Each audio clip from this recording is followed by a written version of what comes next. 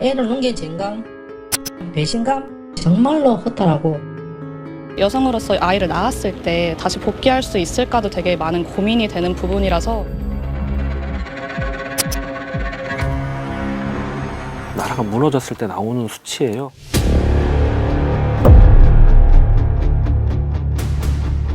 지금은 아무것도 그릴 수 있는 게 없고 굳이 내가 저기를 왜 가야 돼? 이 경쟁 속에서 나도 그렇게 살아야 되고 우리 아이도 그렇게 키워야 돼. 차라리 안 낳는 게 낫다라고 하는 거예요.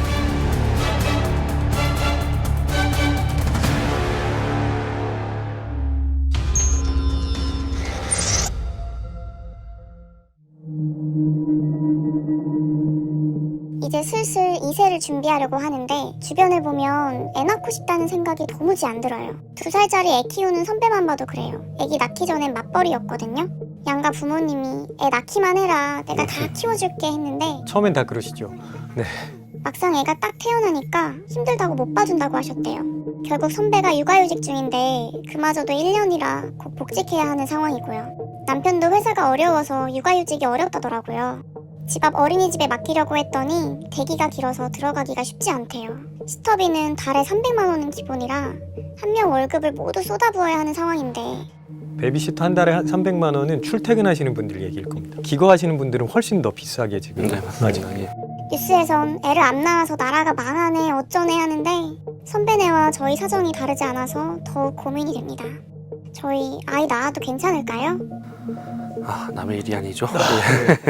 당장 뭐라고 답을 드리기가 쉽지 않은 고민이신데 이 정도 고민이 있다는 건 분명히 지금 청년들 중에 상당수는 아이 낳는 건 다른 세상 이야기라고 생각하는 사람들이 이미 많을 거라고 보여요 저한테는. 물론 개인의 선택입니다. 아이를 꼭 낳으라고 할 필요는 없는데 아주 심각한 상황입니다. 내년에는 0.7대가 무너질 겁니다. 전쟁이 나도 이것보다 높고요. 이제 사회가 붕괴되고 나라가 무너졌을 때 나오는 수치예요. 근데 이게 지금 나오고 있다는 거는 우리 사회가 무엇인가 크게 잘못되고 있다는 걸 보여주고 있는 거죠.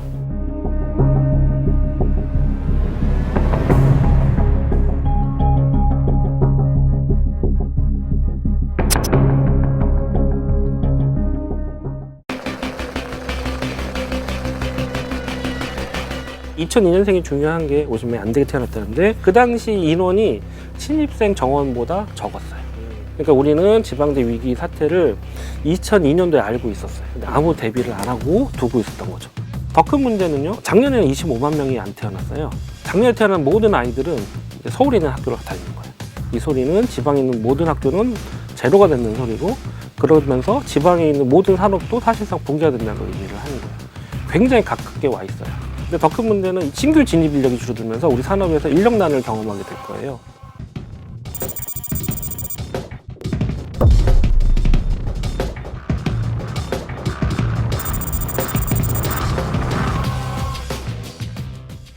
경제 성장이 둔화될 거라고도 예측을 하는데 그러면 격차가 커질 거예요. 산업 간의 격차, 지역 간의 격차, 노동시장도 이분화되면서 계층 간의 격차도 커지고요. 그러면서 이제 저출산 얘기를 하면 지금 기성세대들이 항상 얘기를 하죠. 왜 애를 안 낳아가지고 이러냐. 이렇게 안 낳으면 나라 망한다. 출산하면 애국자다. 이런 얘기를 많이 하는데 출산을 선택하지 않는 이유는 여러 가지가 있어요. 선택을 안 한 사람도 있을 거고요. 선택을 못 한 사람도 있을 겁니다. 20대, 30대 청년들은 그래서 우리 보고 어쩌라는 거야. 이런 생각을 할 수밖에 없거든요. 왜냐하면 자기네들이 이걸 만든 게 아니고 그러니까 이런 사회에 진입한 거거든요. 우리가 저출산이 심화된 게 2015년, 16년부터 이상한 일이 생겼어요.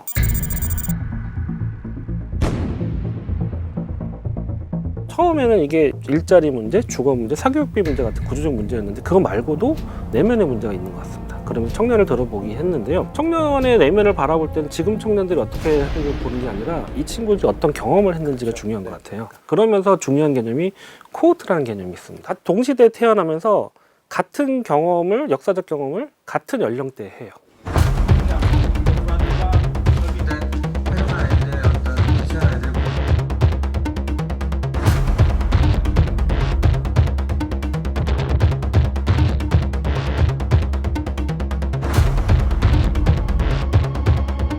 이게 되게 중요하다고 보는 게 사람들은 위기를 겪게 되면은 미래를 볼 수 있는 시각이 좁아질 수밖에 없습니다. 그래서 구제금융 때 10대 정도 되는 그 세대가 부모님의 어려움을 직접적으로 봤고요. 그래서 자기들의 가정 형편이 되게 어려워진다는 거를 몸소 경험했죠. 근데 그때 국가는 도와주지 않았고 조금 회복하려고 했더니 2008년에 금융위기 오고 그리고 조금 또 괜찮아지려고 했더니 뭐 여러 가지 사건이 터지고 게다가 그 코로나19 때문에 또 격리되고 뭐 이런 과정에서 내가 나를 챙기지 않으면 아무도 나를 돌봐주지 않을 거야 라는 생각을 하는 건 어찌 보면 그 세대한테는 너무 자연스러운 일이었을 겁니다. 그러면 내가 미래에 결혼을 해서 아이를 낳았을 때 어떤 모습일까를 상상할 때 내가 롤모델로 삼을 수 있는 게 없는 거예요, 지금.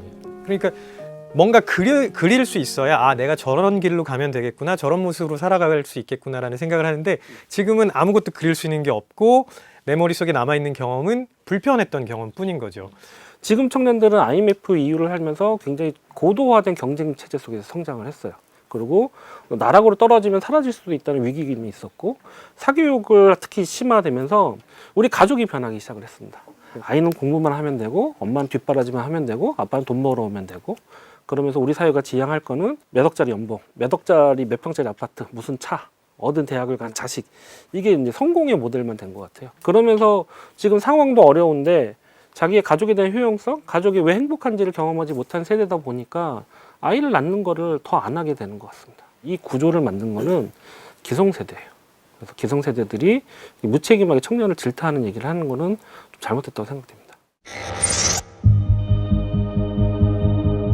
경쟁에서 이겨야 한다는 생각은 어린 시절부터 주입됩니다.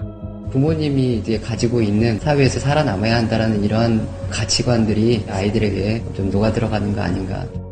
경쟁이 너무 심한 거예요. 특히 이렇게 경쟁이 치열한 사회에서 출산율이 떨어지는 걸 설명하는 이론 중에 하나로 스노우볼 리소스 게임이라는 게 있는데요. 이걸 한국말로 번역하면 누진 자원 게임 정도가 될 텐데 사람들이 자기가 가지고 있는 자원이나 자산을 늘리기 위해서 투자를 하는데 자원이나 자산을 조금 독점할 수 있으면 이건 완전히 눈덩이처럼 불어나게 되는 거죠. 자, 이걸 그대로 출산에 적용을 해보면 내가 가지고 있는 자원을 몰아서 한 아이한테 투자하는 게 여러 아이한테 나누어주는 것보다 훨씬 더 유리한 게 분명합니다. 그래야 얘가 경쟁에서 살아남는 거죠. 지난해 초중고교 학생들의 사교육비는 26조 원에 달했습니다. 자녀 하나를 키우는데 몇 억이 든다는 기사를 본 적이 있어서 자신이 없기도 하고.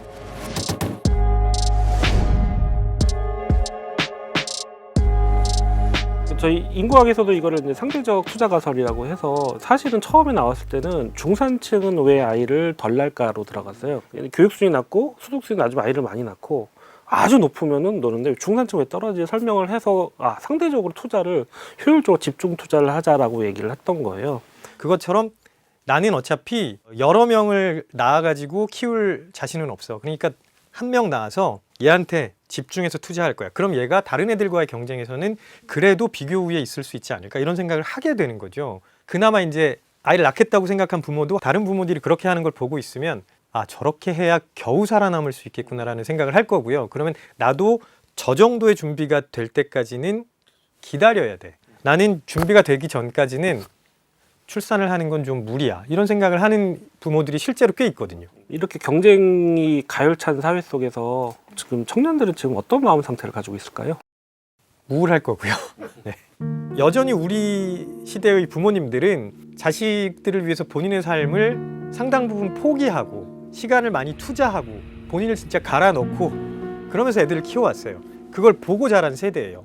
그러니까 나도 부모가 되면 저렇게 해야 되는구나라는 생각할 겁니다. 아주 흔한 표현으로 영겁이라는 표현을 우리는 영겁. 뭐 끝도 없는 미래를 생각하거든요. 아이가 딱 태어나자마자 어린이집 대기 등록해야 되고요. 좋은 유치원을 보내시려고 하는 분들이 많죠. 이유는 뭐냐 하면 거기서 뭔가 특별한 교육을 받아서가 아니라 그 유치원을 통해서 대학을 보고 계시는 거예요. 대학 준비를 15년을 하는 거예요. 이게 말이 되나 하는 생각이 너무 많이 드는 거죠. 우리가 어느 정도 대학을 못 가면은 대우를 못 받잖아요. 이 경쟁 속에서 나도 그렇게 살아야 되고 우리 아이도 그렇게 키워서 차라리 안 낳는 게 낫다라고 심리적인 생존 전략일 수도 있는 거거든요. 불확실성이 커지면서 우리 모두가 불안해하는 사회. 그러니까 이 경쟁과 불안과 이 불행이 뭔가 섞여가고 있는 것 같아요. 여성으로서 아이를 낳았을 때 다시 복귀할 수 있을까도 되게 많은 고민이 되는 부분이라서 거의 대부분이 맞벌이기도 하고 이제 양가 부모님이 막 도와주시지 않는 한 결국 또 도와주시는 분을 써야 하고 여성들이 지는 부담, 특히 이제 경력 단절에 대한 부담이 저는 굉장히 크다고 보는데요. 지금 남자왕 청년들이 잠깐 이 방송을 보면은 억울하게 생각할 수도 있는 것 같아요. 상대적으로 여자의 부담이 훨씬 클 수밖에 없다는 얘기죠. 남자들은 괜찮냐? 아니죠. 마찬가지로 외벌이를 한다고 치면 직장에서 퇴근해가지고 거의 뭐 다른 행사에 참석하지 못하고 일단 그 육아에 투입돼야 되고, 맞벌이를 한다 그러면 동시에 육아에 투입돼야 되고, 그러니까 남자들도 그렇게 녹록한 생활은 분명 아닐 겁니다. 사회학적으로 우리나라 여성들이 학력이 높아지고 평생 직장으로서의 직장을 찾기 시작을 한 거, 그게 얼마 안 돼요. 2000년도부터예요. 학력 수준이 원래 대졸자 비율이 늘어나고 20년 동안 굉장히 많이 배우고 여기에 대한 인식도 굉장히 높아졌어요. 20년인데 너무 짧아요. 이거는 지금 여성들을 보면 굉장히 불합리하고 억울하시겠지만은 어쩌면 또 불가피한, 우리 사회가 20년 동안 그 준비, 의식, 인식이라든가 사회 구조가 못 따라가지고 있었어요. 한 명이 아빠 혼자 돈 벌어서 한 명이 키우는 구조로 살던 사회가 20년 만에 확 바뀌진 않거든요.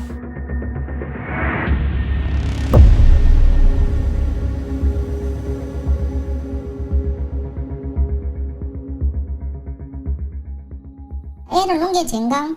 이 충성에 대한 배신감이 정말로 허탈하고, 육아휴직으로 퇴사를 하면 자기들 쪽에 손해가 많으니까 저한테 그냥 네가 자진 퇴사한 걸로 해라.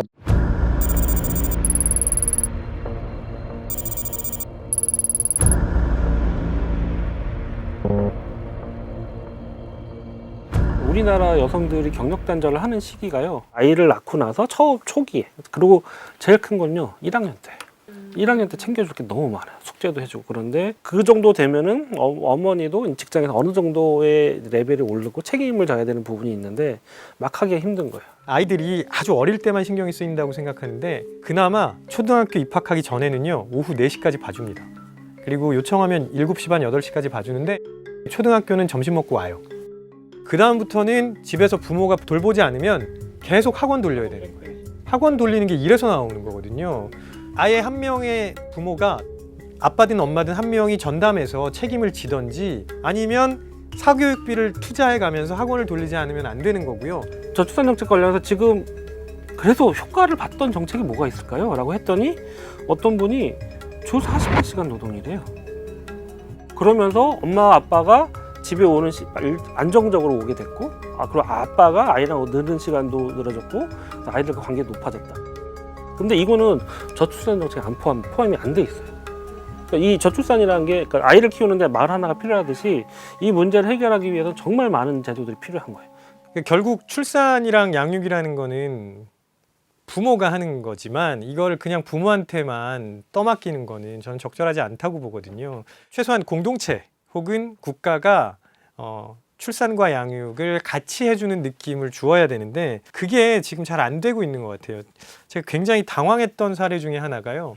아주 유명한 패션 플랫폼 회사에서 직장 어린이집 설치해야 되거든요. 그래서 무조건 설치를 해야 되는 회사였는데 거기 있는 임원이 정말 당황스러운 말을 했습니다. 어린이집 설치하는 것보다 벌금 내는 게 더 싸다. 게다가 어린이집은 그냥 소수가 누리는 복지다. 이런 얘기를 했거든요. 이런 인식을 하고 있으면서 과연 그 기업이 출산과 양육에 대한 고민을 하고 있다고 얘기를 할 수 있느냐. 그래서 기업 차원에서 이 문제에 대한 책임감을 느끼고 시작해야 되고, 지금 아이를 낳는 사람들, 낳으려고 하는 사람들에 대한 양육과 출산을 존중해주고 우리 사회가 같이 해줘야 된다는 거, 이게 사회적 룰로 돼야 되는 거예요. 정책을 설계할 때 그냥 자, 아이 낳으면 얼마 줄게, 이게 안 먹히는 이유가요. 그래 그 돈 받은 다음에 어떻게 할 건데? 라는 걱정을 자연스럽게 하는 거거든요. 그러니까 최소한 10년, 20년의 장기 계획을 편안하게 할 수 있을 정도로 국가가 그런 부분까지 좀 신경을 써줘야 되는 거죠. 그래야 단순히 뭐 얼마 지원하고 또 요때는 얼마 지원하고 이렇게 가는 것보다는 훨씬 낫지 않을까 싶습니다. 저는 이런 처방을 드리겠습니다. 출산을 계획하실 때 앞으로 어떤 일이 벌어질지 정말 상세하게 전망해보고 결정하셨으면 좋겠습니다. 안 해도 후회, 해도 후회라는 그런 생각으로 하시면 무조건 후회하시게 됩니다. 그래서 충분히 고민해보고 다 계획해보고 최종적인 결정은 반드시 본인이 하시기 바랍니다. 저는 이런 말씀 드리고 싶습니다. 아이를 낳는 거를 긍정적으로 검토해 주셨으면 좋겠어요. 아이를 낳는 거는 굉장히 가치 있는 일이고요. 우리 생애에 있어서 굉장히 소중한 순간입니다. 아이를 낳으시고 키우실 때 줏대를 가지시고 흔들리지 마시라. 이 처방을 위해서는 이 제보자뿐만 아니라 우리 사회와 기업이 해야 할 일이 너무 많아요. 정부도 마찬가지고 우리가 어떻게 이런 그 양육의 장애물들을 없앨 것인가, 그리고 우리가 어떻게 청년들이 더 미래를 꿈꾸게 할 것인가, 경쟁을 덜하게 할 것인가에 대해서 우리 시민사회와 정부도 같이 고민을 해야 될 것 같아요. 네, 그럼 직장인 고민 처방 복면 제보는 다음 시간에 또 다른 제보로 찾아오겠습니다. 사회적 고민이나 궁금증이 있으시면은 스프 복면 제보로 제보해 주세요. 고맙습니다. 감사합니다.